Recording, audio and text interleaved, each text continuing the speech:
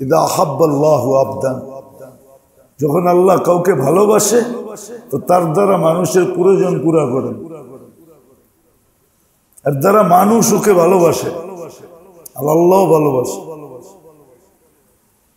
তো দুইটা কথা আজকে খুব মনের ভিতরে গাইথা রাখে, এই দুটা কথাই আজকে এটাই সবক মনে করেন, এটার নামই শুদ্ধি। যে আমাদের নিবিড়ে বৈশা, একাকী বৈশা বাবা উচিত, চিন্তা করা উচিত সময় নিয়া যে আমি ডেলি 32 বার হেদায়েত চাই, কিন্তু আমি পাইলাম কতটা? হেদায়েত পাওয়ার নিদর্শন আমার ভিতরে কতটুকু অনুভূতি হইতেছে, আমি কতটুকু অনুভব করতে পারতেছি যে আমি হেদায়েত পাইছি, কতটুকু অনুভব করতে পারতেছি। আর আবারও বলতেছি, হেদায়েত যে পাবে তার জীবনে শূন্যতা থাকবে না, শূন্যতা থাকবে না।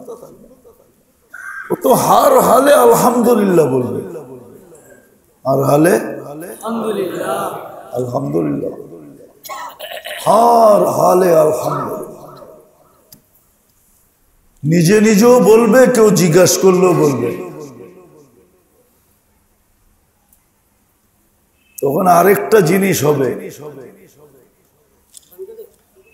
এটা আরেকটা জিনিস হবে, এটা বড় সূক্ষ্ম, কিন্তু বড় সূক্ষ্ম, এটা বড় সূক্ষ্ম, খুব ধ্যান দিয়ে শুনতে হবে, তাইলে বুঝে আসবে, নাহলে বুঝে আসবে না। বড় সূক্ষ্ম কথা, সূক্ষ্ম জিনিস। তখন ওর নজর কখনো উপরে উঠবে না,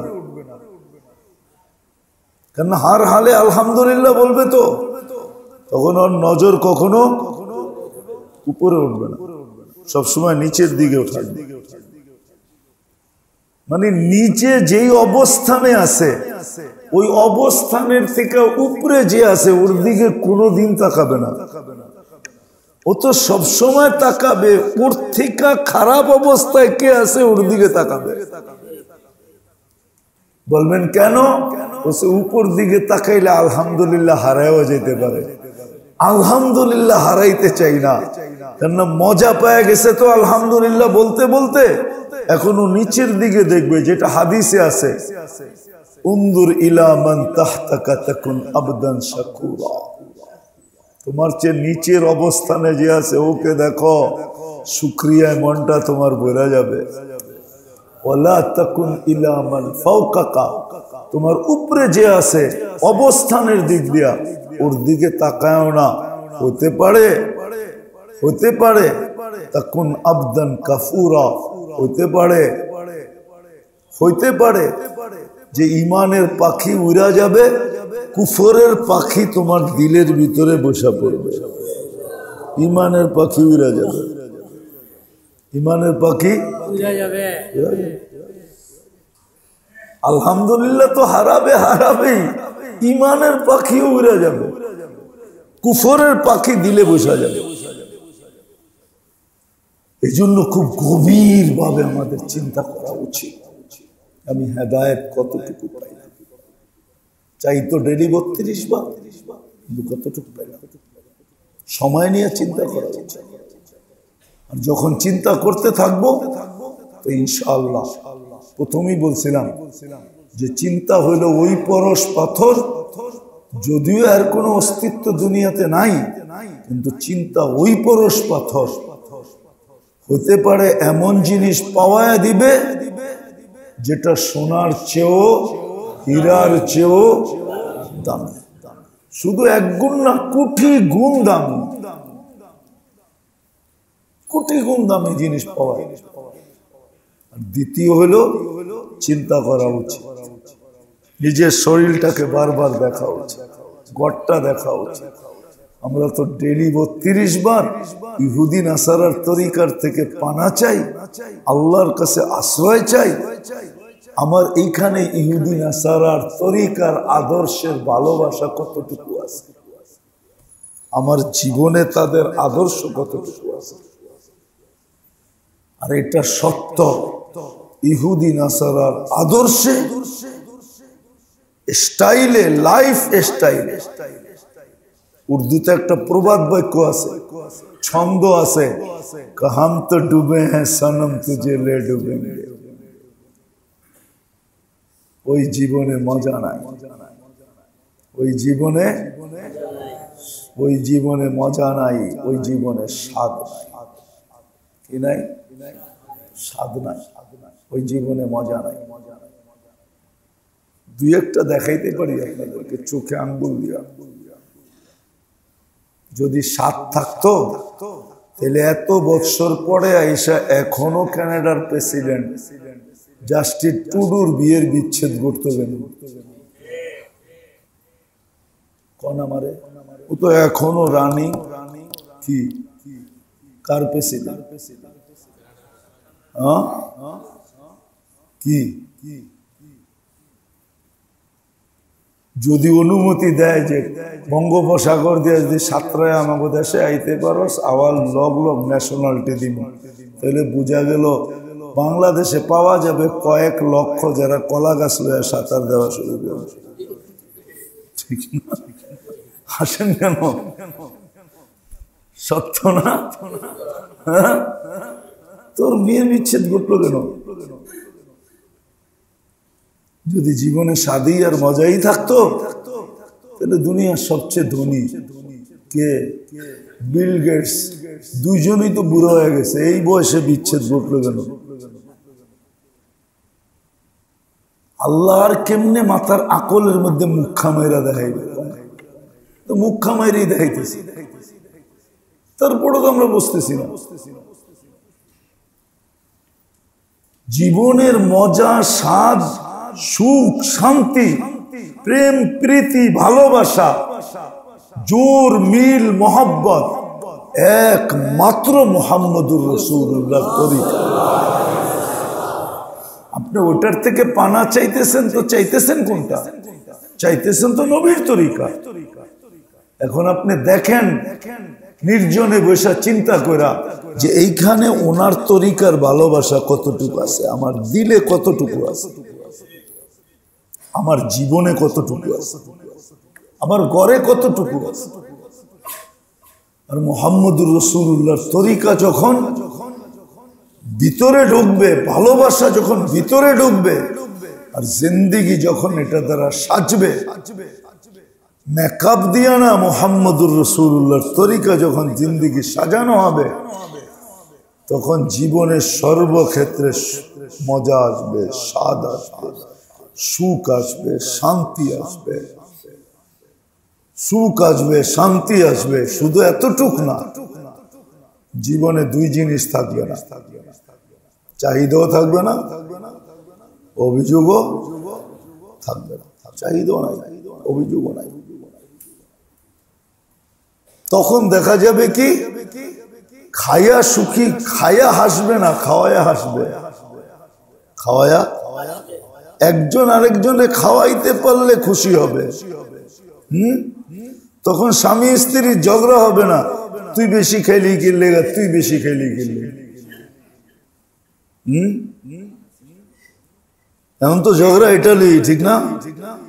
তুমি বেশি খাও কেন, তুমি বেশি খাও কেন, তুমি এত খরচ করো কেন নিজের জন্য, এই ঝগড়া হবে না। তখন খাওয়ায়া খুশি হবে। কি তখন স্বামী স্ত্রী খুশি হবে যে না, তুমি তোমার হাত দিয়া খাবে না, নাস্তো আমি খাওয়াই দিব, দুপুরও আমি খাওয়াই দিব, রাত্র আমি খাওয়াই দিব, দোকানে খাওয়া চলবে না, নাহলে আমি বোরকা পরে আয়া পড়বো, তোমারে খাওয়াই দেব। হাসেন কেন? নাই এরকম দুনিয়া? আছে? জানেন? জানেন তো না? আছে, আছে, অনেক জায়গায় আছে, আছে।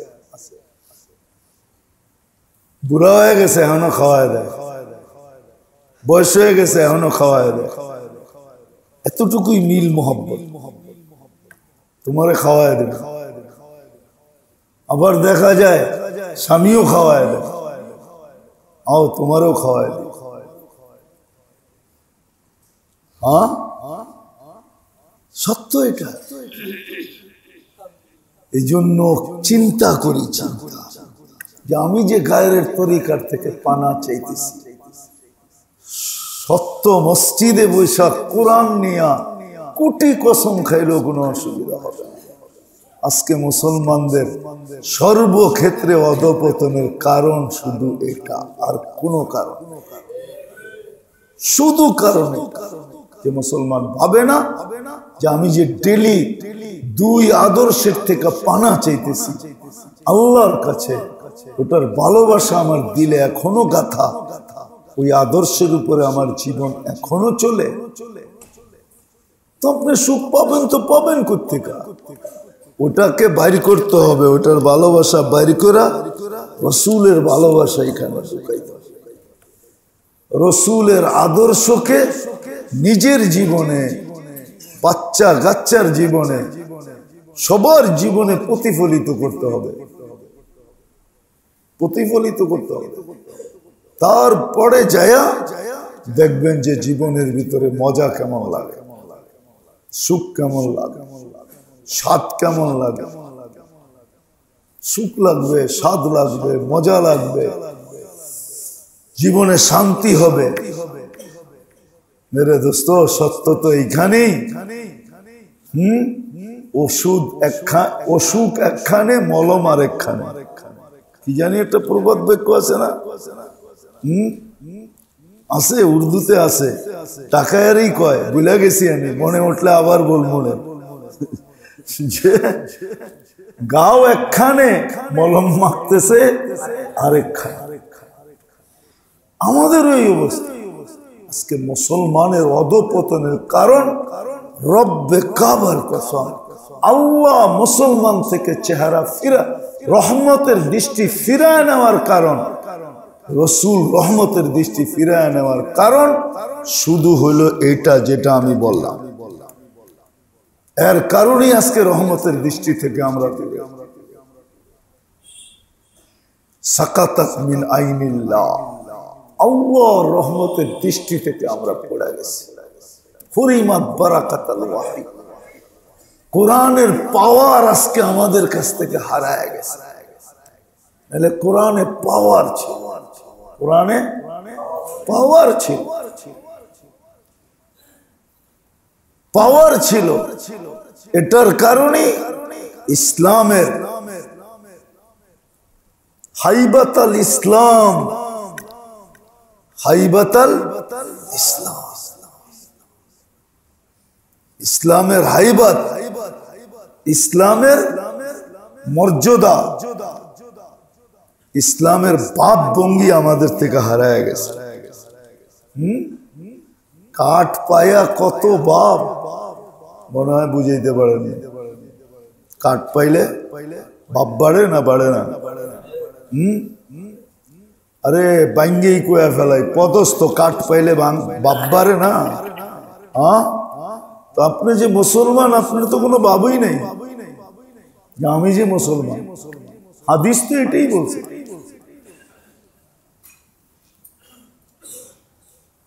হাদিস তো এটাই বলছে, ইসলামের ভাব ভঙ্গি ওর কাছ থেকে বাহির করে নিয়ে নিবে, ইসলামের বাবই থাকবে না ওর কাছে।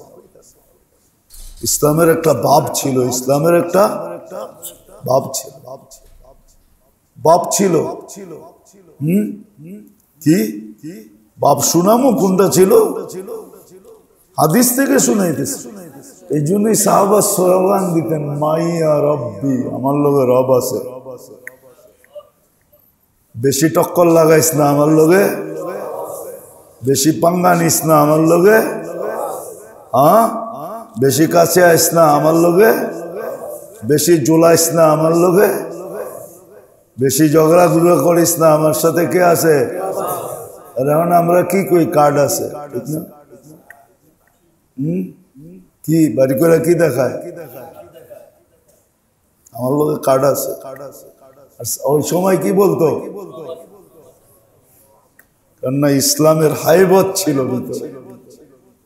আজকে এই দুরবস্থা আমরা আল্লাহর চোখের থেকে রহমতের দৃষ্টি থেকে পড়ে গেছি। তাইলে মুসলমান এত নির্যাতিত কেন হবে? সারা দুনিয়া নির্যাতিত, প্রত্যেক ব্যক্তি তার ঘরে নির্যাতিত না? নির্যাতিত না? স্বামীর হাতে স্ত্রী, স্ত্রীর হাতে স্বামী, সন্তানের হাতে মা বাবা, মা বাবার হাতে সন্তান, সব নির্যাতিত, সবাই নির্যাতনের শিকার, ঠিক না?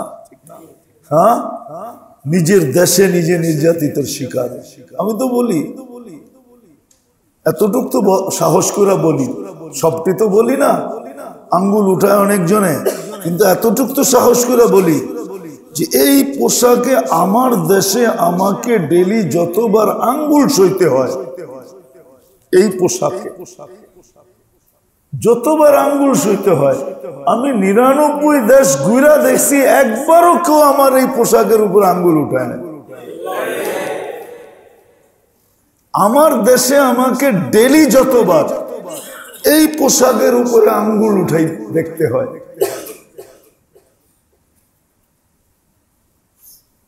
এই পোশাকের কারণে আঙ্গুল দেখতে হয় যতবার, অথচ আমার দেশ, আমি এই দেশের নাগরিক, এই মাটির সমান, এই ভাষায় কথা বলি, কম দেই বেশি দেই, এই সরকারকে ট্যাক্স দেই,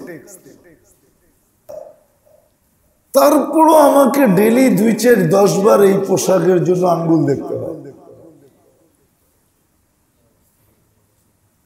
কেমন আমরা করছি? কারণ এটাই যে আমরা গায়ের তরিকার মোহাব্বত এখানে ঢুকাইছি, যদিও আমি ডেলি পানাচ্ছি 32 বার, আর গায়ের তরিকায় নিজেকে সাজাইছি। এই জন্য আমি চলে এসেছি, এই জন্য আমার জীবনের মজা নাই, স্বাদ নাই। আগে তাবিজও কাজ করতো, এখন তাবিজও কাজ করে। আগে কি, এখন বেশিরভাগই তাবিজ বুয়া, ঠিক না? পয়সা তো দেয়, তার বড় তাবিজ কি বুয়া। একদিন কাজ করলে দ্বিতীয় দিন উল্টা হয়ে যায়। আগে তো কমসে কম গালি দিত, এখন তাবিজে কাজ 2 দিন করার পরে এমন উল্টাইছে, এখন দৈরা স্বামীরে মারে, ঠিক না? সন্তান এখন মা বাবারে পিটায়। হাইছেন না? রোগ এই জন্যই আসেন। তওবা করি, আজকের থেকে ভাবি, তওবা করি, বাহির করি এইখান থেকে গায়ের ইশক। মাঝে মাঝে তো বাপভঙ্গি দেখি কারো কারো, চোখ তো আর অন্ধ না, সবসময় বন্ধ রাখা যায় না। মাঝে মাঝে তো দেখি কারো কারো ভাবভঙ্গি এরকম, মনে হয় যে নিজের এরকম সাজাইছে, মনে হয় ওকে বাড়ির থেকে এসে চার্টার্ড অ্যাকাউন্ট প্লেন দিয়ে লয়ে যাইব। কি স্পেশাল প্লেন দিয়ে বাড়ির থেকে এসে নিয়ে যাইব, কিন্তু লাইনে যেয়ে দাঁড়াইলে দেখা যায় বহুতবার রিজেক্ট হয়েছে ভিসা, এখন পর্যন্ত দেয় নাই, কবে দিব আল্লাহ জানে, ঠিক না? রাগ হয়ে গেলে না, মনে হয় হয়ে গেলে। এই জন্য মেরে দোস্ত, পায়ে হাত আসেন, ডেলি সময় বাহির করে একটু চিন্তা করি, চাই তো হেদায়েত, কিন্তু পাই না কেন? আল্লাহ হেদায়েত দেন, মনের মতো চাইতে থাকে।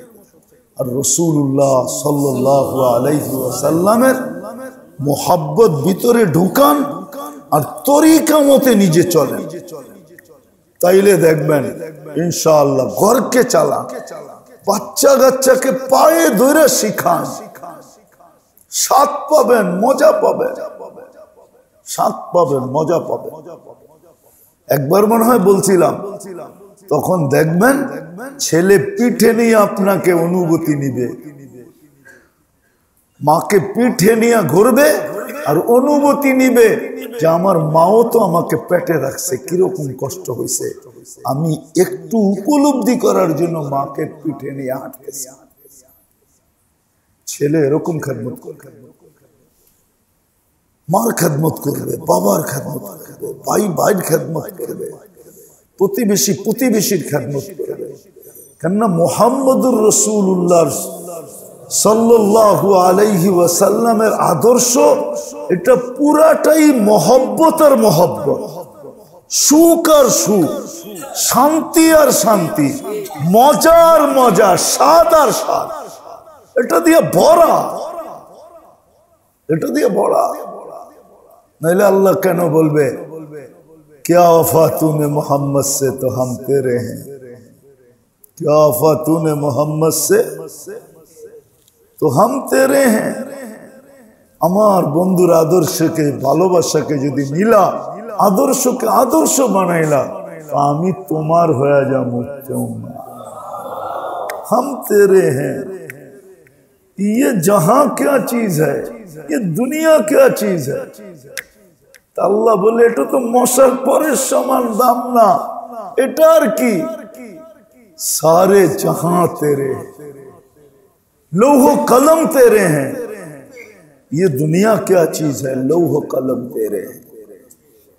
सब जगतेर बादशाह तोके बनाया, सब जगतेर बादशाह। একটা কিসসা মনে উঠছে, সত্য এই জন্য বলতেছি, সত্য না হলে বলতাম না। আবু আব্দুল্লাহ জাজুলি রহমতুল্লাহ আলাইহি ছিলেন মিশরের, শত বৎসর কেন 500,000 বৎসর আগে বড় আল্লাহওয়ালা ছিলেন। যেমন আলেম তেমন আল্লাহওয়ালা, তেমন প্রসিদ্ধ আবু আব্দুল্লাহ জাজুলি রহমতুল্লাহ আলাইহি। উনি একদিন সফরে বাহির হয়েছেন, তো এক জায়গায় যে পড়ছেন, নামাজের ওয়াক্ত হয়ে গেছে, তো উনি পানি খুঁজা পাইতেছেন না। পাইছেন যে এক জায়গায় পানির একটা কুয়া আছে, কিন্তু বালতিও নাই, রশিও নেই, পানি নিচে, উজু করতে হবে, কেননা পানি পাওয়া গেলে তায়াম্মুম চলবে না। তুমি দেখতেছেন যে পাশেই একটা ঘর আছে, কাঁচা ঘর, এর ছাদের উপরে এক মেয়ে দাঁড়ায় আছে, ছোট মেয়ে, ছোট মেয়েকে ডাক দিছে, ওই মেয়ে, বলছে কেন ডাকো? তো বলছে তোমার পরিচয় কি? আবু আব্দুল্লাহ জাজুলি। তো বলছে কেন ডাকো আমাকে? আমাকে একটা বালতি দাও আর একটা রশি দাও, আমি নামাজ পড়বো, কুয়ার থেকে পানি বাহির করে উজু করব। তো মেয়ে বলতেছে, ওয়ারে ওয়া, এত বড় শাইখ, যার নাম সারা আরব ভূখণ্ডে কাঁপে, তুমি একটা বালতির জন্য পানি উঠাইতে পারতেছো না?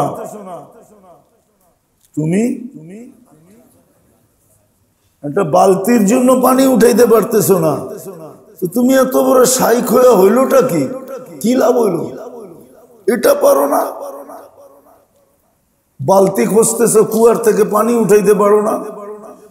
তো মেয়ে উপর থেকে দাঁড়াই, কুয়া ছিল নিচে, তো উপর থেকে দাঁড়ায় কুয়ার ভিতরে থুতু দিছে। থুতু দিতে দেরি, কুয়ার পানি উছলায় উপরে আইতে দেরি করে নাই।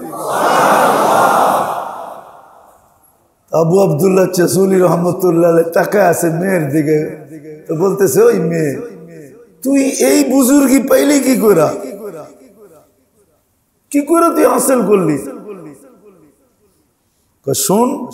শোনো, আমি বকরি চড়াই, যতক্ষণ বকরি চড়াই ততক্ষণ আমি আল্লাহ রসুলের উপরে দুরূদ পড়ি, ওই দুরূদের বরকতে আল্লাহ আমাকে এই শক্তি দিছেন। তখন আবু আব্দুল্লাহ জাজুলি রহমতুল্লাহ আলাইহি নিয়ত করছেন যে আমি আল্লাহ রসুলের দুরূদের উপরে একটা কিতাব লিখি, পুরাটা দুরূদ দিয়ে ভরা থাকবে। তখন উনি একটা কিতাব লেখেন, দালায়েলুল খায়রাত। এটা আবু আব্দুল্লাহ জাজুলি রহমতুল্লাহ আলাইহি লেখা। ওই কিতাব পুরা দুরূদ দিয়ে ভরা, 7 দিনের 7 ধরনের দুরূদ আছে। অনেক লম্বা, ছোট না। একদিনেরটা পড়তে 15-20 মিনিট, আধা ঘন্টা লাগে। আলেম ছাড়া পড়াটাও মুশকিল, আবার ওটা পড়তে গেলে এজাজও তো লাগে। তা আমি যেটা বুঝাইতেছিলাম যে আল্লাহ রসুলের দুরূদ পড়ার দ্বারা একটা ছোট মেয়ে আল্লাহ তাকে ওই শক্তি দিছেন যে সে কুয়ার থেকে পানি রশি আর বালতি দিয়া উঠান না, সে তো থুতু দেয় আর পানি উপরে উঠে আসে। তো আল্লাহ রসুলের জিন্দিগি যদি কেউ জিন্দিগি বানায়, আল্লাহ রসুলের মোহাব্বতকে যদি কেউ ভিতরে জায়গা দেয়, তো তার কি অবস্থা হবে? এই জন্য দুটা জিনিস আজকে ভাববো তো, হ্যাঁ, তুলনা করি। যার কারণে আজকে উম্মতের এই দুর্দশা। তাড়াতাড়ি ছাড়ি, তাড়াতাড়ি তওবা করি যে না, আজকের থেকে নবীর আদর্শের বাহিরে যাব না, নবীর আদর্শের উপরে চলবো, কামা হক্কুহু চলবো। চেষ্টা শুরু করেন মেরে দোস্ত। আল্লাহ আমাদের সবাইকে আমল করার তৌফিক দান করেন। আল্লাহ আগামী মাসে নাকি 17 তারিখে ডিসেম্বরে ইনশাআল্লাহ, দুনিয়া থাকলে আসবো, আমরা বাচ্চা থাকলে আসবো। আল্লাহুম্মা সাল্লি ওয়া সাল্লিম ওয়া বারিক আলা হাবিবিকা মুহাম্মদ। আয় আল্লাহ, আয় আল্লাহ, এই মজমা আপনি ডাইকা নিয়ে আসেন। আয় আল্লাহ, যখন ডাইকা নিয়ে আসছেন, আপনার ঘরেই নিয়ে আসছেন। আয় আল্লাহ, এই মজমার কবুলিয়ত নসিব করো। এই মজমায় যারা আসবে তাদের কবুলিয়ত নসিব করো, তাদের নসলের কবুলিয়ত নসিব করো, তাদের জেনারেশনের কবুলিয়ত নসিব করো। আয় আল্লাহ, আয় আল্লাহ, এদের জেনারেশনের কবুলিয়ত নসিব করো। আল্লাহ আমাদের এই আয়োজনকে ভরপুর কবুলিয়ত নসিব করো, ভরপুর কবুলিয়ত নসিব করো, ভরপুর কবুলিয়ত নসিব করো, ভরপুর কবুলিয়ত নসিব করো, ভরপুর কবুলিয়ত নসিব করো। আল্লাহ কবুল না হইলে কিছুই হয় না, কবুল হইলেই তো আবু বকর সিদ্দিক হয়, উমর ফারুক হয়, উসমান জিন্নুরাইন হয়, আলী শেরে খোদা হয়, সাইফুল্লাহ খালেদ সাইফুল্লাহ হয়। সোয়া লক্ষ কুল্লুন ওয়াদ আল্লাহ। আল্লাহ আমাদের এই মজলিসকে কবুল করেন।